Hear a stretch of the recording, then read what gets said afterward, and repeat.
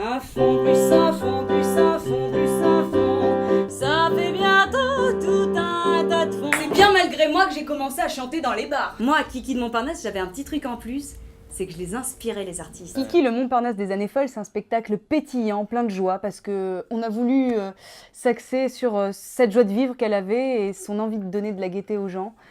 Et on s'est aussi attardé sur la période des années folles, qui est une période haute en couleurs.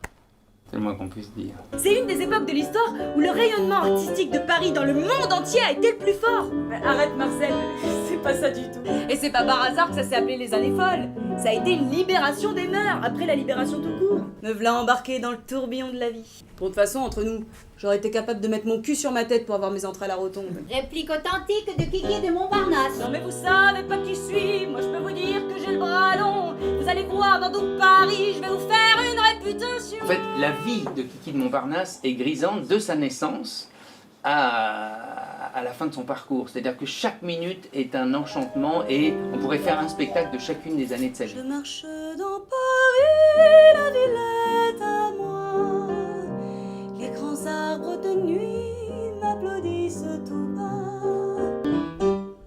Oui voilà, mais c'était qui? C'était Bibi, c'était Kiki qui a inspiré face à face tous les pinceaux de Montparnasse.